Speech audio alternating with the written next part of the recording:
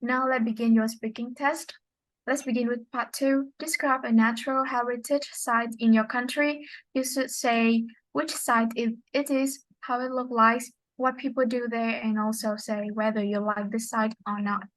So there are many heritage sites in Vietnam that I was visiting, and here I would love to tell you a place that I'm particularly drawn to, which is Hoi An Nation Town, situated on the central Vietnamese coast.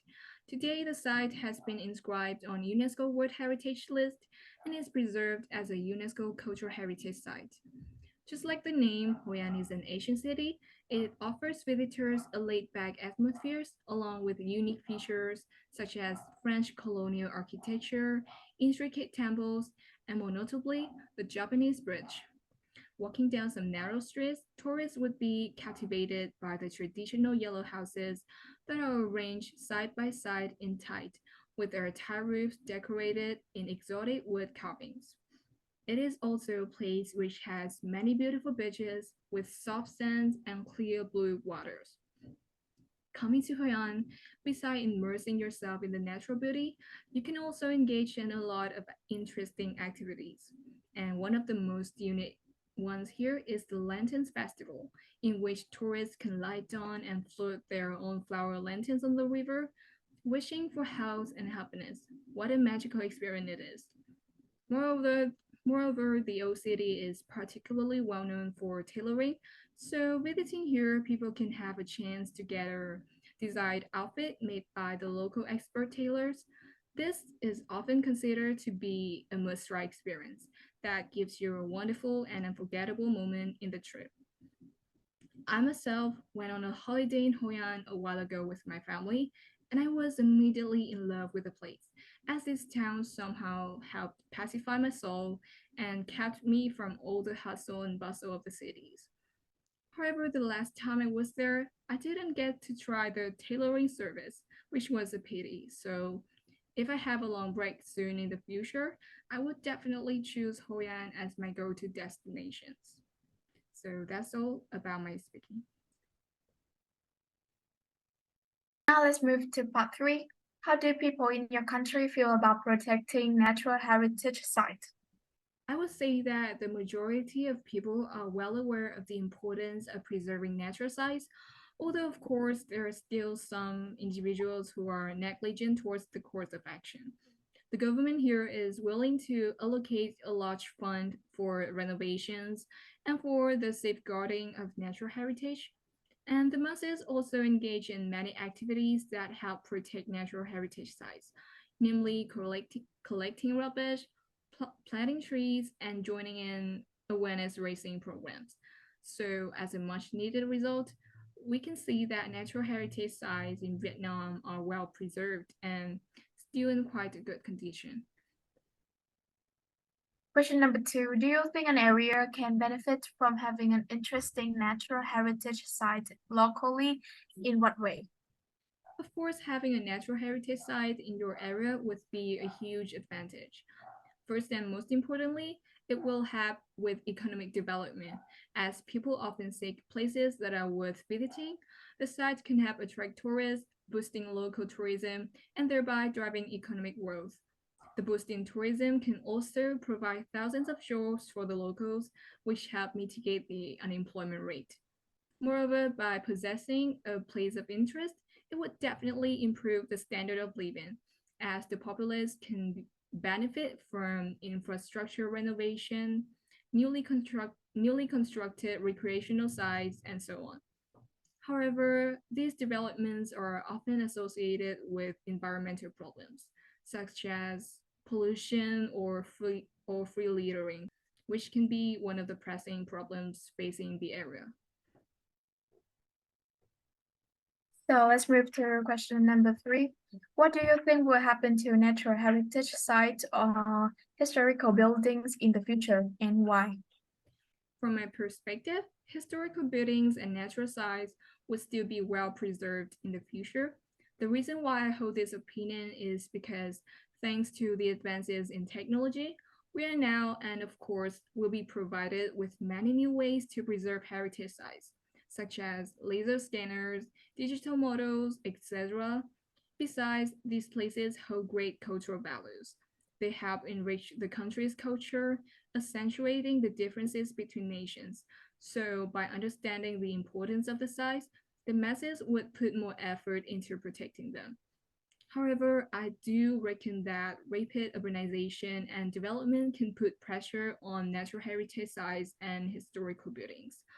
In my view, some would be demolished in order to make space for apartment buildings, stadiums, or other needs.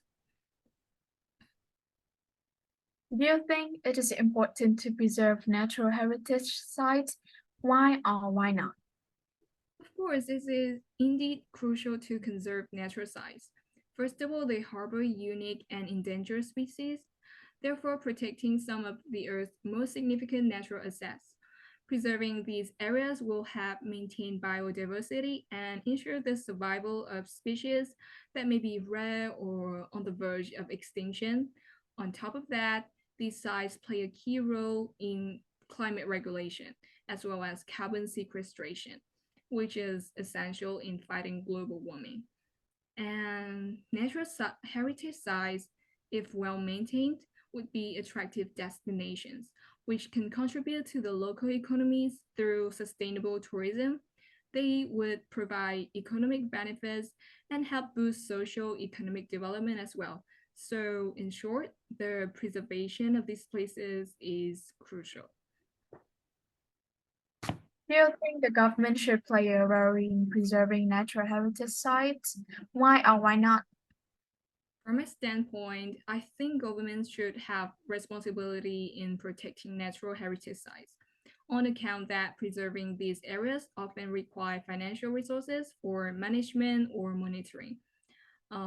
Government funds therefore can help support these activities, ensuring the sustainable maintenance of natural sites. Moreover, governments can establish and enforce laws and regulations that provide legal protection, which I think would definitely be helpful in preventing threats such as poaching or mining. However, I think only the governments cannot do enough, and this approach needs a joint effort by the public in order to yield a desirable outcome. So now I would like you to describe a natural heritage site in your country. You should say which site it is, how it looks like, what people do there, and also say whether you like this site or not. Today, I would like to tell you about the city of Hội An, which is situated on the Vietnam Central Coast. It's one location that I heartily recommend to tourists and travelers. Visitors can experience a distinctive fusion of Vietnamese, Chinese, and European architecture, culture, and cuisine in Hội An, a stunning and historic city. The Hoi An ancient town is a UNESCO World Heritage Site, which is filled with narrow streets, colorful buildings, and historic landmarks. Simultaneously, Hoi An's ongoing history is palpable in the well-preserved ancient buildings, McCann houses, and communal structures. One of the most iconic landmarks in Hoi An is the Japanese covered bridge, which was built in the 17th century and is a symbol of the city's cultural diversity. The essence of Hội An transcends mere historical artifacts, immersing visitors in a timeless ambience that transcends the boundaries of the present. The town's ancient architecture, narrow canal, and the atmospheric lantern-lit evenings create an otherworldly experience that transported visitors to a bygone era. At its frontier of cultural confluence, Hội An also represents the meeting point of the diverse influences and historical epochs. The town's architecture reflects this frontier spirit, with its unique blend of Eastern and Western elements. The cuisine in Hoi An, also renowned for its diverse flavors, fresh ingredients, and unique culinary traditions. Hoi An's food scene is considered a highlight of any visit to this charming town. There are some extremely delicious and well-known dishes on the sides, such as mi quang, pancakes, seafood, and chicken rice. Even in our local city, we have a restaurant named Cơm Gà Hội An. So, finally, I think Hội An is a place that people must try. I would highly recommend to all people to come there once on their life, in their life. So moving on to part 3, how do people in your country feel about protecting natural heritage sites? In my country, there's prevalent sense of responsibilities among the populace to undertake the protection of natural heritage sites. Vietnamese people generally value their cultural heritage and take pride in their ongoing history. Protecting historic buildings plays a key role in preserving and showcasing Vietnamese cultural identity and to connect with the country's past. They recognize that collectively undertaking the responsibility to preserve these sites had a lasting impact in safeguarding their ecological integrity. There have been successful examples of historic buildings conservation in Vietnam, such as the Old Quarter in Hanoi or the ancient town Hội An. Okay, so do you think an area can benefit from having an interesting natural heritage site locally? In what way? Natural heritage sites frequently have a considerable cultural and economic importance, and the local communities can gain a great deal from their preservation. First and foremost, natural heritage sites are often considered to be of outstanding universal value to humanity. Thus, they contribute to boosting socio-economic development, especially tourism. They may hold cultural and historical significance, reflecting the interconnectedness between nature and human civilization.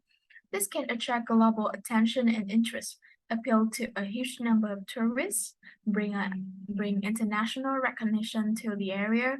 Additionally, historic preservation can boost economic prosperity by creating job opportunities in various fields such as architecture, construction, and tourism. Okay, so what do you think will happen to natural heritage sites or historical buildings in the future, and why? For me, the fate of natural heritage sites and historic places or buildings in the future will depend on a variety of factors. In some cases, historic places may be preserved and protected for future generations to enjoy and appreciate it.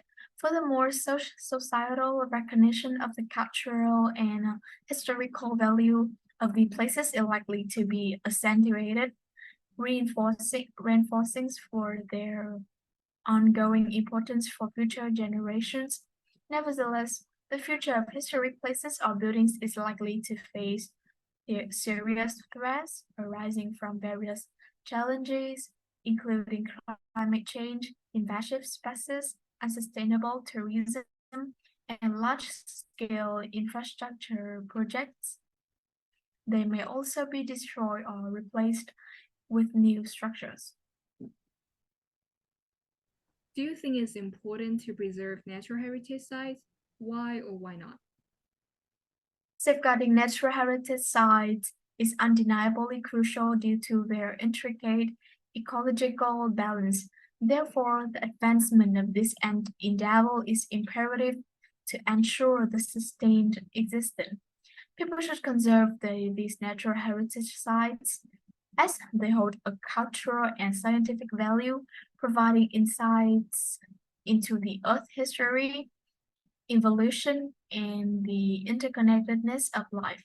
Moreover, in the face of extravagant developments and urbanization, natural heritage sites act as counterbalances. These areas serve as reminders of the intrinsic value of natural landscape. Advancing the preservation of natural heritage sites can also have economic benefit through sustainable tourism. I think the government should play a role in preserving natural heritage sites. Why or why not?